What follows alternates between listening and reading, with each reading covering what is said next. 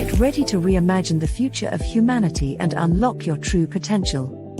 Welcome to Reimagining Humanity's Future and Yours, hosted by Dr. David Gruder, an internationally renowned integrative psychologist, human potential expert, author, and social change catalyst, as he delves into the most urgent issues of our time.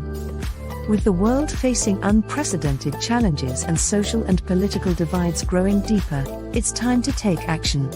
Each episode of this groundbreaking series will empower you with invaluable insights, strategies, and tools to heal these divisions and restore personal freedom and societal well-being.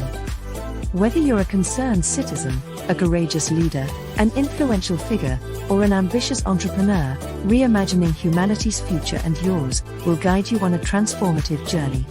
Discover your unique role in creating a brighter future for yourself and society at large. Dr. David Gruder will draw upon his extensive knowledge and experience to provide practical solutions for shaping the world we live in. With his passionate exploration of social change, he will help you navigate through the complexities of our time and inspire you to make a meaningful impact.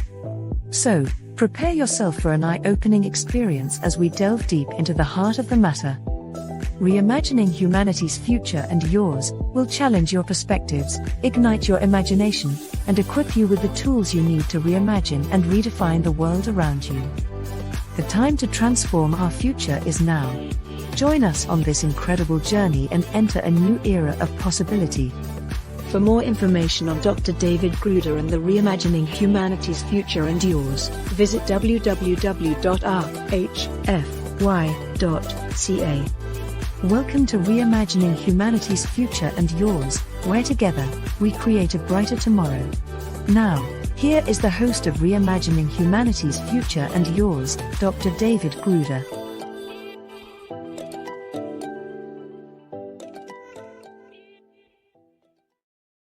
Well, welcome back to the Reimagining Humanity's Future and Yours show.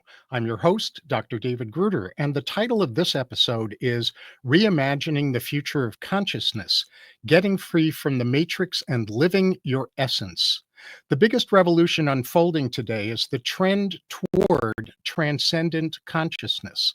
Transcendence is rising beyond the matrix, societal constructs, shaping our roles, values, and behaviors that often draw us away from living in accord with our essence. Our essence is our authentic core beyond personal history and social conditioning, which holds our highest life's purpose and mission. Transcendence aims to reclaim and live in harmony with our essence, requiring freedom from past limitations and future fears. This allows us to reimagine and elevate humanity's future and our own. This episode's guest is Dr. Willem Lammers, a renowned Swiss clinical psychologist, psychotherapist, author, trainer, and visionary creator of an approach called Logosynthesis. This pioneering method facilitates transcendence from the matrix and alignment with our essence. Now expanding logosynthesis to explore societal and cultural realms, Dr. Lammers will share invaluable wisdom on breaking free from societal manipulation, reconnecting with our deeper purpose, and realigning our life's path to live more fully and consistently from our essence. Welcome to the Reimagining Humanity's Future and Yours show, Willem. Thank you very much, David. Thanks for having me. Oh, it's my pleasure. I've really been looking forward to this, as I think you know. Before we go into the main focus of this segment, can you share briefly how you became interested in elevating human consciousness in the first place? Oh, that's a good question. I think it's always been very important to me to live, let's say, on both sides, what I call essence and the matrix now. So I'm a psychologist. I studied psychotherapy. I made a career in clinical psychology. And at the same time, I always was interested in the mystic. So one part of my studies was also it was in 1974, I studied a year of consciousness expansion at the university at that time. That was revolutionary. But let's say when I entered my professional life, it disappeared into the background because the requirements of having a job don't create much space for that. And the more I got, the more experience I gathered, the more difficult it became to live these two styles of life together. And when I discovered Logosynthesis, everything came together in one model. And since then, let's say I'm pretty integrated in looking at the world and looking at what's beyond since then. So I think we are more than our physical bodies, we are more than our minds, so we are more than what we discover on Earth. And what I call mission is something that's just, it's a little bit ambitious to talk about it, because you can't talk about it because language is not offering enough to describe what it is. And what I see in all religious traditions, in all mystic traditions, people are trying to find words for it. And at the same time, you have to admit there are no words for that.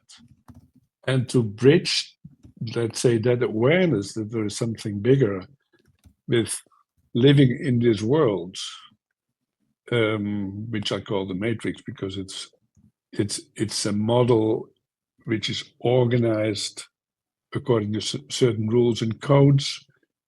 It's a world we have to discover. It's a world in which we live our mission from essence, and we have this dynamic balance between essence and the matrix in what I call our free self, what makes life worthwhile. So I think people have in general two different big problems. One is you're disconnected from essence, and then you're a slave of the rules of the game of the matrix. And the other problem is you're disconnected from the matrix, and you might have all kind of brilliant ideas and brilliant awareness, but nothing happens because you're not connected to the people and the world.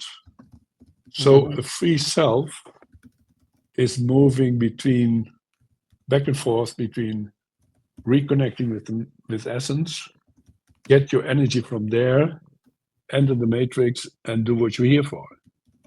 So that's, let's say, in a nutshell, my model. Let's say on the philosophical level. Yes. And of course, there's a whole set of methods connected to it, but that's something else. Yes. Marvelous. Well, let me kind of riff or comment on what you've just said. First of all, you and I are brothers from another mother in the sense of being psychologists who have always had a foot in the world of mysticism and consciousness expansion. And finding a way to integrate the two is very, very important, I think, for all helping professionals and for all human beings. And what I think you said about people seeking words for what truly can't be named is very, very important. You know, you're probably familiar, and I'm saying this for our audience more than for you, with a concept in the field of linguistics called an empty category. And in linguistics, an empty category is a phenomenon that has no name. So a phenomenon is occurring, but because it hasn't been given a name, we don't have a way to develop conscious relationship with it and either avoid it or elevate it, depending on what it is we're seeking a name for. And so this process of seeking words for that which is beyond language is a really important cornerstone, in terms of common symptoms that people experience when they're trapped in the matrix or disconnected from their essence, or connected with their essence and disconnected from the matrix. Or both. Yes, yes. And so I think that you've raised something very, very important that I want to go a next step into in this segment, which is that some people are disconnected from their essence and are slaves to the matrix, and others are disconnected from the matrix. So, what they see in, or experience in the way of higher consciousness, they're not able to effectively bring into the world.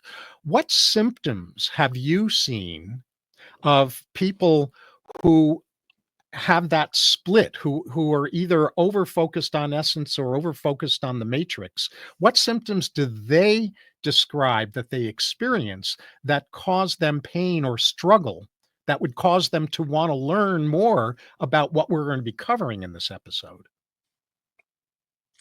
Yeah, I think that's very important. So, what we see is, and maybe listeners can check for themselves what they recognize in my story. So, there is a feeling of unease. So, let's say on the level of ignoring or denying the matrix, not being able to feel at home in the world, not being able to feel at home with people. That's one part. The other part is not so everything seems to be okay. You have your home, you have your partner, you have your possessions, you have your job, and something is missing. So, and there may be discomfort, and maybe anxiety, that may be unease, and in fact, there's a lack of alignment with inner values. Who am I? What am I doing in this world? And then, of course, on the physical level, you can feel drained because this happened all the time. And if you're disconnected from essence, you're disconnected from your life, from the source of your life energy. So you cannot tap on that energy and feel better when you enter the matrix or the other way around. So the matrix has requirements. You have your job, you have your kids, you have and everything else. And then, oh, where do I get the energy from? And you go on holiday and you don't relax. So you can call it burnout, but everything's called burnout nowadays. So I wouldn't want to use that term. So, but there's a heightened sensitivity to stress. There's an irritability, and as if something in you resists all these demands from society. I don't want to. And Mhm. of course, you have good reasons because you have to pay the bills. And you must fulfill your obligation toward your partner and children, but something is missing. So that's one thing.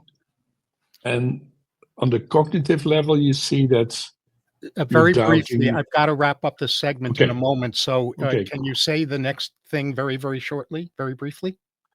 So let's say your thoughts are not solving problems. So Hmm. you're worrying, your thinking is repetitive, and things don't change by thinking. So Right. you need an integration of emotions and thoughts, and then you feel different. Yes. You want to wrap up? That's really good. I think you've provided an amazingly clear portrait of the range of symptoms that people are often experiencing that make what we're covering in this episode so important. Unease, ignoring or denying the matrix, not feeling at home with people, or at home in the world, or on the other side, worldliness seeming to be okay, but in terms of how their life is unfolding, but something feels like it's missing. There's a values misalignment, people feeling Mhm. drained despite taking vacations, feeling irritable, feeling heightened stress, feeling some kind of resistance to conforming, and rightly so, and that their thoughts are not solving their problems. So, after a short break, my guest Dr. Willem Lammers and I will delve into root causes of the symptoms that he just described of being trapped in the matrix or disconnected from our essence or disconnected from the matrix and overconnected with our the numinous or the essence of the universe, essentially. So we'll be back in a moment.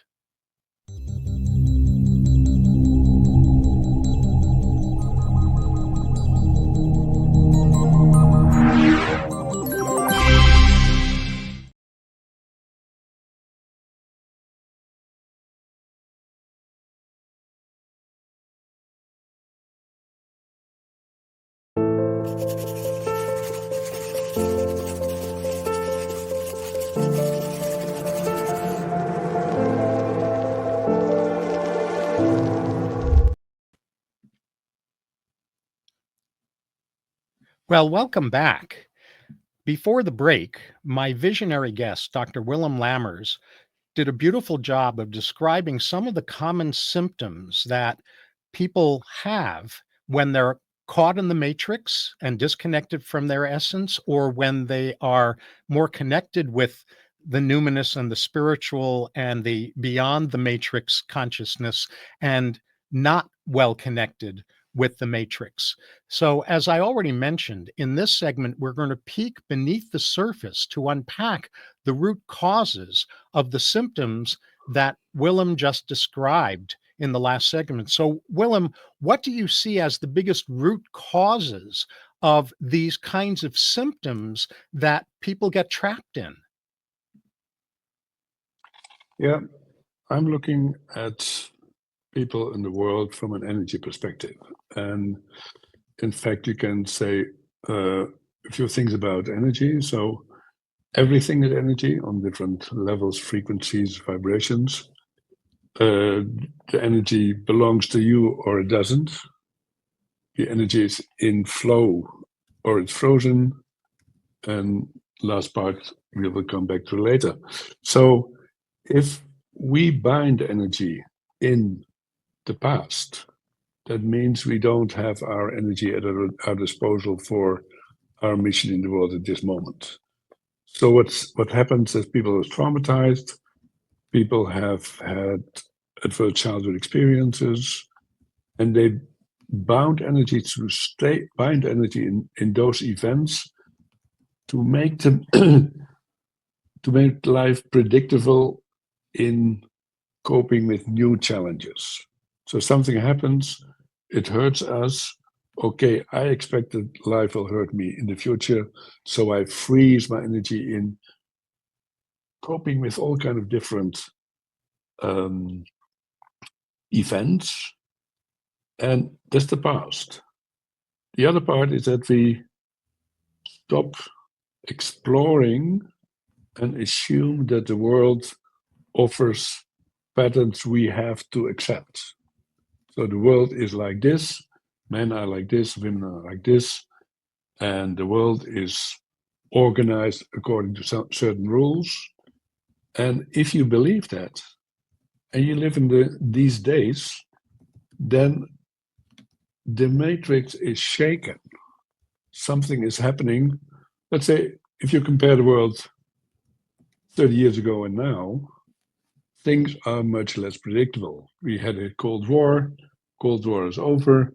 We have new dictators. We have new all kind of events. We have a climate change. We have a COVID pandemic, and everything is different and unpredictable. So if your identity depends on the predictability of the matrix, you're in trouble at this moment.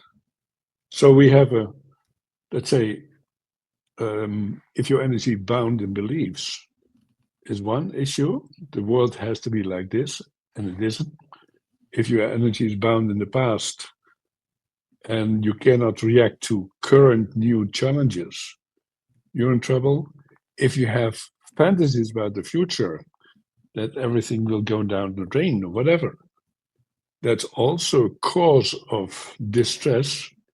And all these, let's say, what I call frozen patterns, keep you from living in the here and now and meeting the world as it is now. And it might not fulfill your expectations, but this is the only world you have. You don't have another one. And not in the negative, not in the positive. This is the world that's presented to you in your personal corner of the matrix with these people. And the more you connect, and maybe that's the next section of the work, the more you connect with the here and now and with every aspect of reality you're meeting, the more freely the energy will flow. Yes, very good. So let's summarize this. Um, well, let me describe it in this kind of shorthand. Part of what you were describing is what you and I know in psychology is called an external locus of control, where Yes. as though the environment or social constructs or the matrix is the boss of me. And so I have to either conform or rebel, or my energy is bound up in being controlled by the matrix. And then the other piece that you were talking about is internal, where we have frozen internal patterns because of unresolved trauma from our history that prevent our life energy from being fully and effectively and freely utilized in the here and now. And so that combination of an external locus of control and an internal trauma structure is kind of the root cause of the suffering that you were describing in the first segment of this episode. Am I getting that right? Yes, and I think that if the matrix has been disorganized for a while, then people who are, let's say, not stable inside are looking for leaders who, let's say, promise that everything will be okay and promise a very simple image of the world. And that's very seductive to feel better with those people. But in fact, you get more and more dependent instead of more and more autonomous. Right. So this is very And that's, important too. I want to underscore this point of yours too. Um, when people have an external locus of control, or they don't know how to manage, or more accurately heal from their own trauma, they tend to look outside themselves for leaders who promise solutions that will rescue us, that will save us from ourselves, yeah, or will fix the external world so that we can be okay. And that's delusional, isn't it? that's delusional. And it's understandable, because if you feel anxious, if you feel sad, if you feel ashamed, and there's someone who says, I'm the strong man and I'll take care of you, I will save you from all misery on the planet, that's very attractive, because I don't have to think anymore. And I have a feeling that I can trust that person, even though that's the big problem at the moment. I think that person can not reduce the complexity of the world by using simple words. So, and but it's still very, very attractive to look for that simplification of life itself outside of your own troubles. Hmm. Yes. So we've got this tendency toward oversimplification and binary thinking, either or, black Yeah, and white. yeah, And we have this attraction that people in this situation have to authoritarian and totalitarian kinds of leaders. Is that what you're saying? yes. That's correct. Yes, Right. And so really what you're getting at, that I think is also very important, is an explanation about why so many people seem more attracted than ever before in our lifetimes, at least, to authoritarian and totalitarian leaders, because there's no upheavals resilience that people have been trained to have. They don't have upheaval's resilience skills. And I think the fact that the matrix has provided stability for a long time. We haven't, here in Europe, we haven't had a war for 70, 80 years. And we had a kind of fantasy, I can say, or illusion that boundaries are not important. We can open the boundaries, everybody can come in. We in Europe, when I was 20, I had to cross 6 boundaries to go from Switzerland to the Netherlands, and was held up by customs. Mm-hmm. That doesn't exist anymore. Right. And because we neglected the fact that boundaries are necessary to protect a certain system, that has probably given rise to this insecurity. Who am I? We have these refugees. We have all kind of people coming in from all kind of directions, and that makes people anxious. Yeah. Yeah. I might be very open, and I might not have trouble with that, but those who are, let's say, not on the comfortable part of society, they might be scared. Yes. And yeah, go ahead. Well, yeah, I just want to underscore some of the things you're saying before we wrap up this segment. Uh, as above, so below, as without, so within. And so when we have a delusion that national boundaries are not important, that's also reflected on a personal level where we as individuals have become boundaries illiterate as well. We don't know how to recognize our own boundaries, or we misdefine our boundaries, or we pretend like we have no boundaries.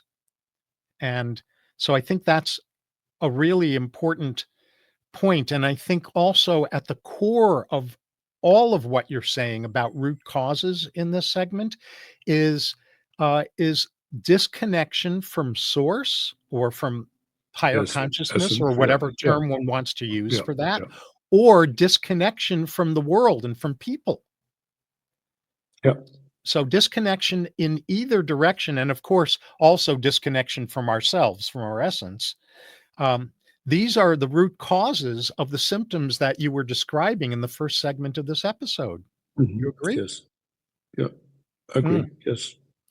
Well, I think that's a really powerful portrait of the various root causes that are causing people to experience the symptoms that they know they're experiencing, but they don't really have a clear picture about the source of those symptoms. And hopefully now our audience is getting a better sense of what those root causes are. And the reason that that's really important is because in the next segment that we'll do after the next short break, we're going to get to the heart of the matter, where I'm going to ask my guest, Dr. Willem Lammers, to reveal what's needed to stop being enslaved by the matrix, and or stop being over focused on higher consciousness, and start owning and living from our essence in the world. Stay tuned.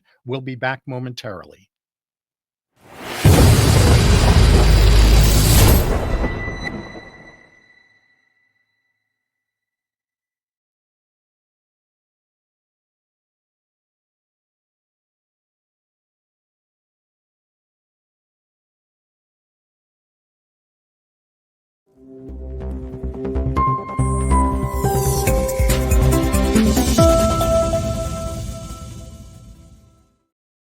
And we're back. In the last segment, we delved into root causes of getting lost in the matrix and being disconnected from our essence. And in this segment, my wonderful guest, a true pioneer in the evolution of consciousness, Dr. Willem Lammers, and I will illuminate what to look for when you're ready to shatter the matrix's spells and live fully from your essence.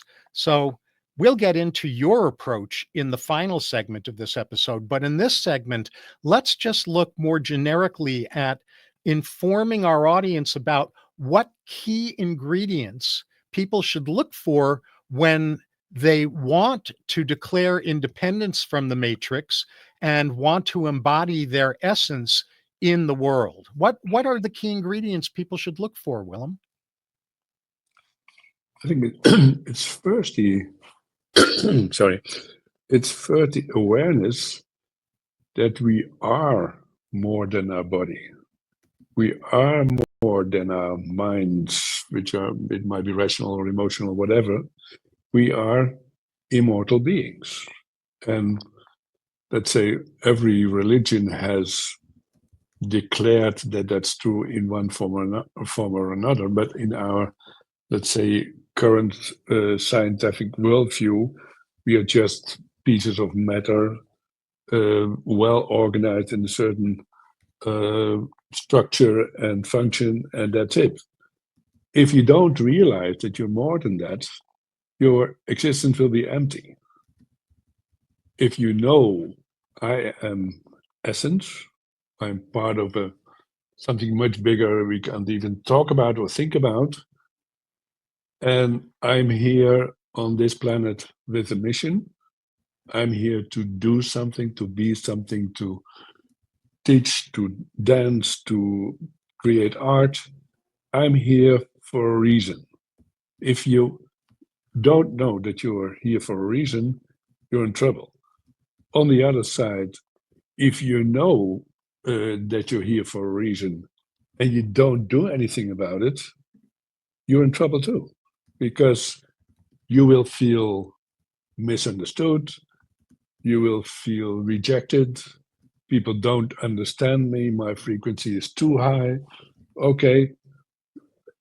And then, so if you realize I am a self at the intersection of essence, which is too big to think about, and the matrix, which is, let's say, pretty much predictable, and we have a reason to be here, that's the first sign of awareness. That's where it starts.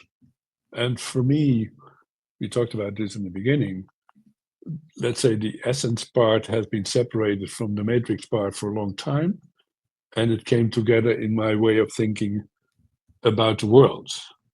So if you know that, then you know that you have to do something to restore your flow of energy through the self between essence and the matrix. And if you manage that, okay, you won't manage that all the time and every day, but you can, let's say, your potential to recognize both your task in the matrix and the potential you have from essence, then your life becomes easier. Right. And it won't, yeah, go ahead. Yes.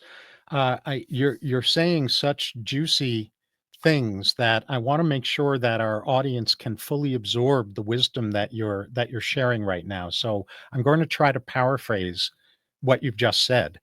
That starting with key ingredients, the foundational key ingredients, first of all, are becoming aware or accepting one's awareness that we are more than our body and minds, that we are immortal beings. And even though every religion has declared this, Newtonian physics that still runs too much of the world in terms of people's worldviews doesn't recognize this, whereas quantum physics does recognize this. And then the second, once we're aware that we're and we embrace that we're more than our body and minds, that we're immortal beings, we're embracing that we are here for not simply a reason, but in a sense for a higher reason, a reason connected with our essence. And for some people, they do know they're here for a reason, but they may not be fully clear about what that reason is, or they have clarity about their essence, about their mission, their reason for being here, but they don't know how to manifest that in the physical universe, in the matrix. So what you're really describing here, I think, Willem, and I want to check with you to make sure that I'm tracking this accurately, is that the most fundamental split that people have is not the mind body split or the mind body spirit split. It's really the essence matrix split that people experience. Exactly. And I And don't your body hear, and mind, yeah, yeah, go ahead. your body and mind are instruments of essence to realize your mission in the matrix, nothing else. And if Right. you reduce yourself to the body mind and exclude essence, it makes no sense. Yes. So let me say this again as well. This is so profound that it's worth repeating. Our body mind are instruments of essence for embodying and actualizing our essence in the matrix. Exactly. Well, that's huge, because in order for people to find the solution to the symptoms that they're experiencing that are troubling to them, uh, and dealing with those symptoms at a root cause level, the ingredients that they need to look for in a solution to this problem have to include the kinds of awareness that we're describing, and have to include ways to become more aware that we're more than our body, and become aware, more aware of the reason we're here, and have to have methods for helping us dissolve the essence matrix split, so that our body mind become instruments for of essence, for embodying and actualizing our essence in the matrix. Exactly. Exactly. So, what additional ingredients should people be looking for when they want to declare independence from the matrix and embody their essence in the matrix? What other things should they be looking for in a solution that they would be seeking?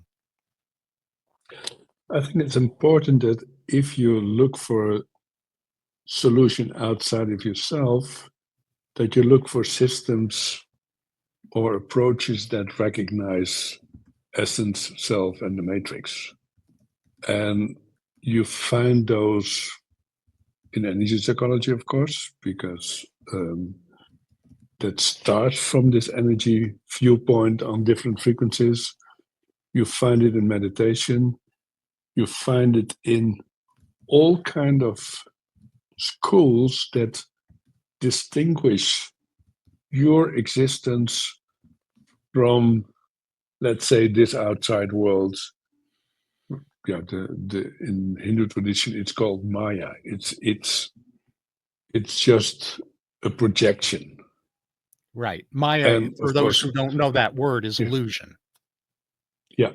So you need an approach that understands the need of the free self to find a form for your mission. So you have to recognize, oh, this is my mission, and it's no one else's. So if you want to make a painting, or if you want to make music, no one can make your music, and realize that from the beginning.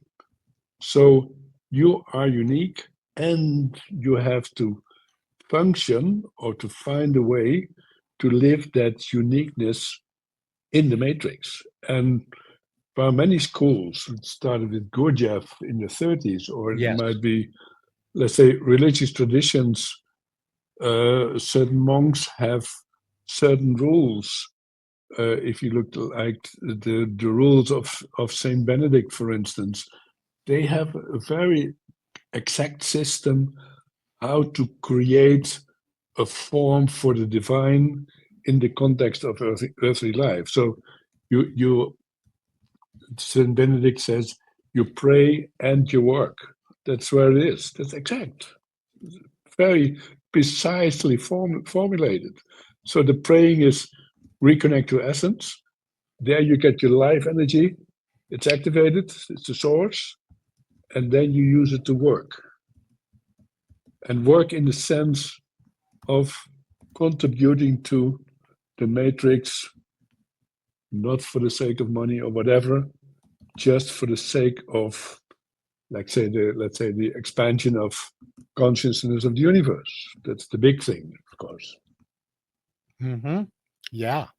So what you're saying is that people also, in addition to what we talked about earlier in this segment, that people also need to look for approaches that recognize essence, self, and matrix, that they don't leave any of those ingredients behind, and that they need to look for a system that enables the need of our free self to recognize and actualize our unique mission. So it's a combination of, if we use a shorthand term, prayer and work, where prayer means whatever form, meditation or energy work or other approaches like yours, to reconnect with essence and life energy.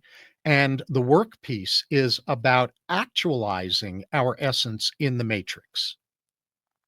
So Yes. that's the solution that you're recommending that people look for if they want to heal the root causes of the symptoms that they're suffering from. Did I miss Yes. anything? Are there any other ingredients? Just really, I mean, we're almost out of time in this segment, so we may have covered everything that's important in this. I think the most important thing is you don't look for methods. You first look for a system that recognizes this universal principle. And from there will be methods. But if the method you choose ignores self or essence or the matrix will strike back, or what's it called? Beautiful. That's brilliant. So after our final break, we'll return for our episode's final segment, during which I will ask my marvelous guest, Dr. Willem Lammers, to tell us about his marvelous breakthrough method that does all of the things we've just been discussing during this segment. Back in a minute.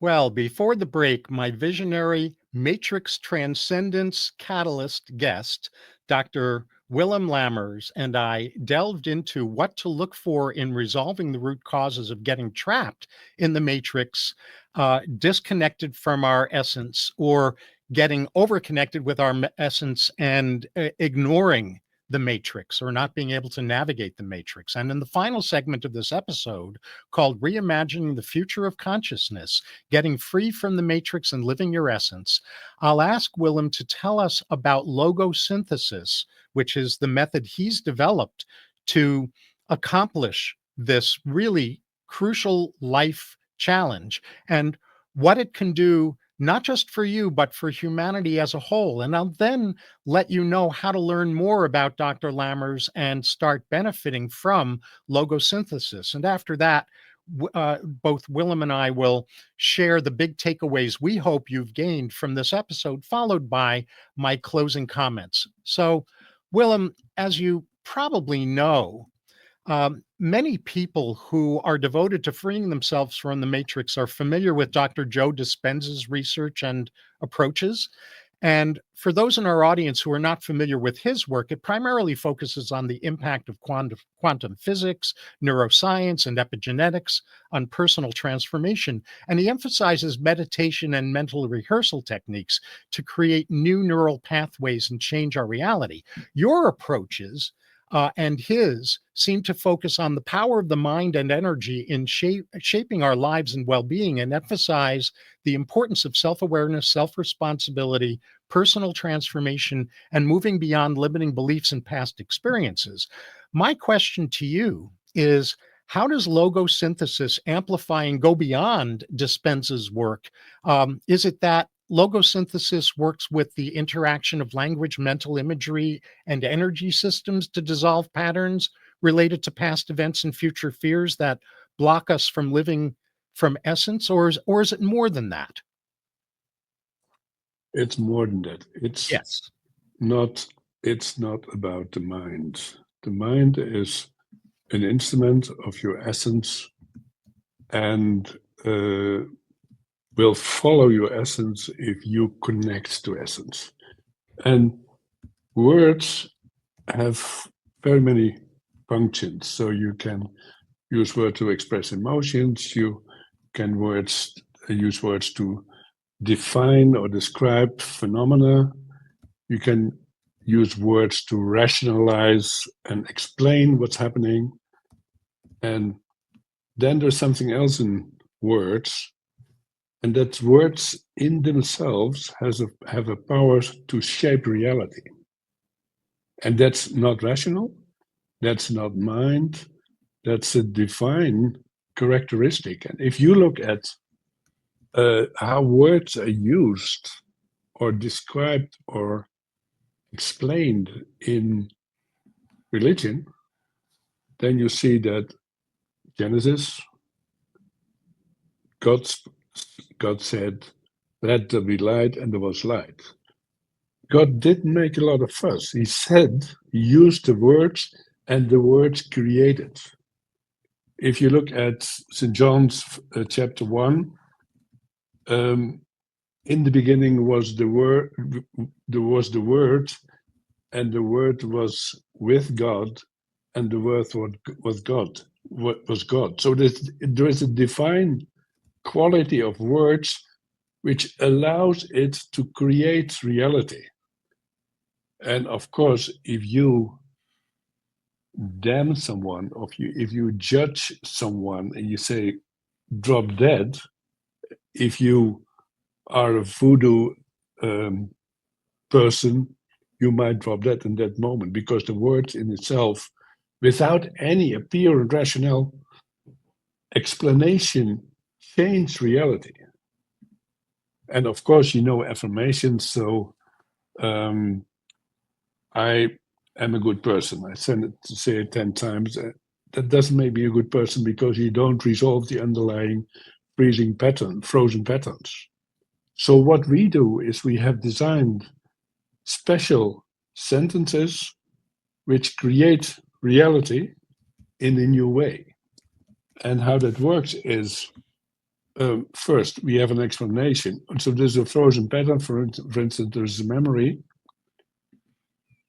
A memory contains the energy of other people, and it contains your own energy. And it's something happened.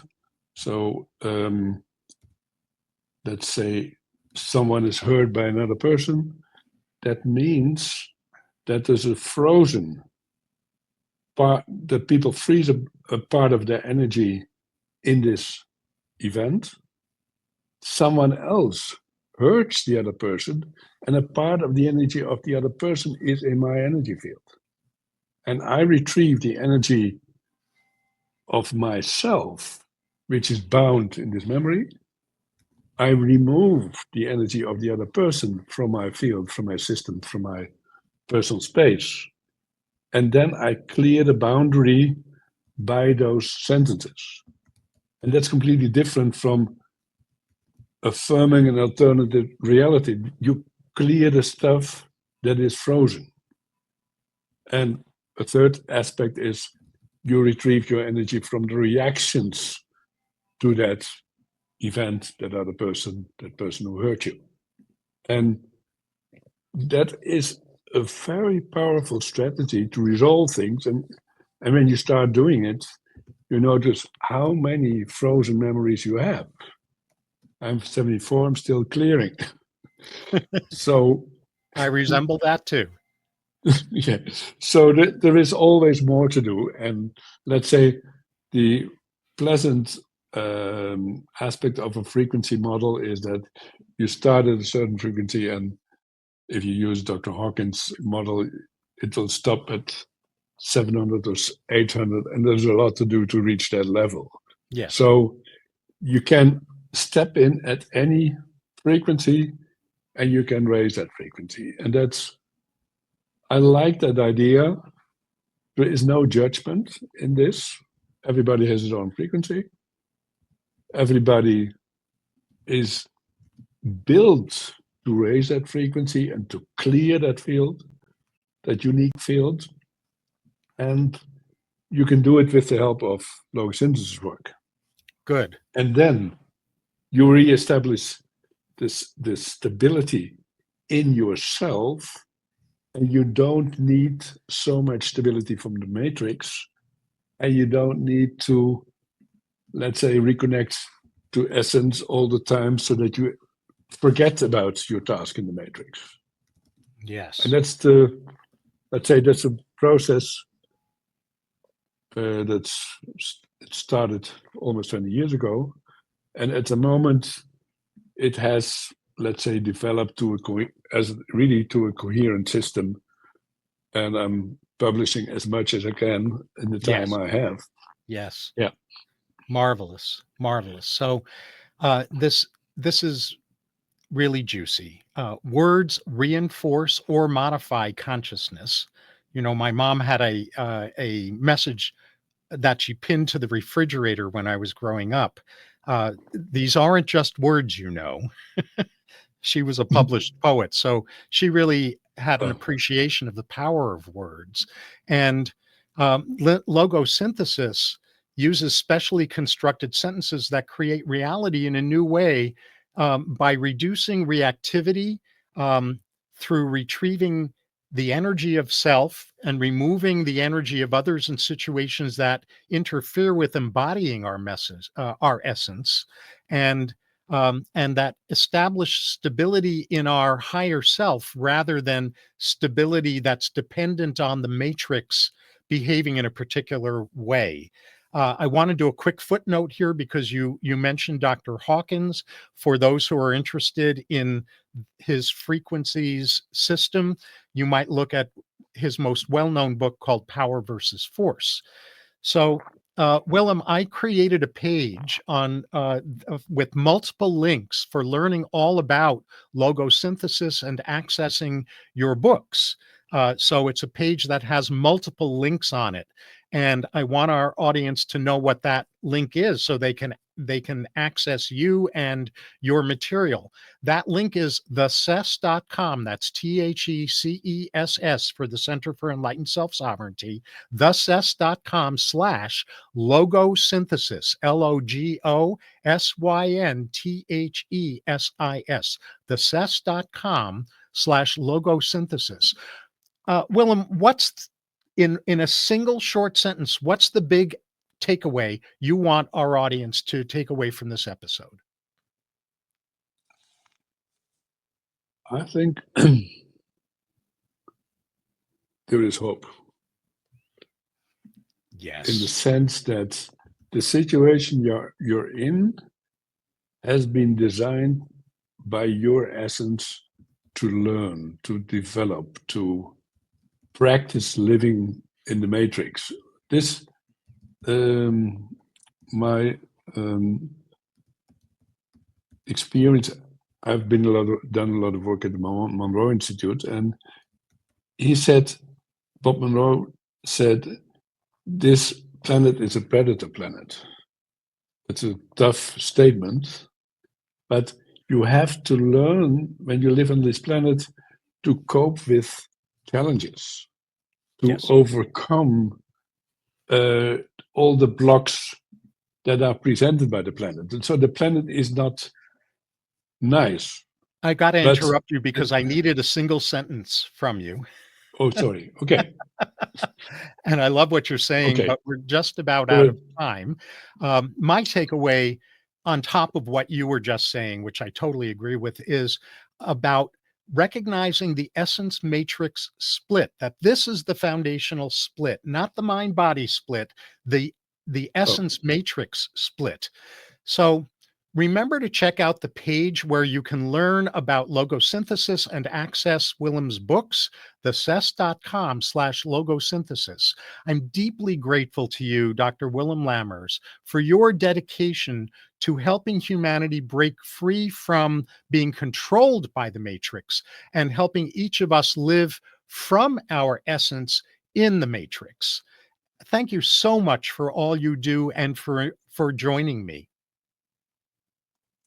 I'm honored to be invited. Thank you. Sure. And I'm honored as well. So, and thank you all for joining us for this episode of Reimagining Humanity's Future and Yours.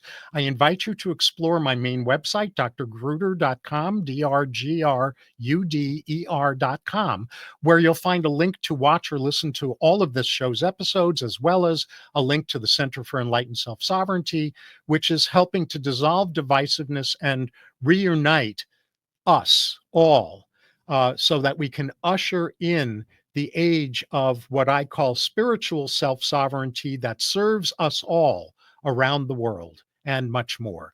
This is Dr. David Gruder inviting you to tune in next time for another spellbusting, uplifting, and actionable episode on how together we can and will build a better future for ourselves and for humanity.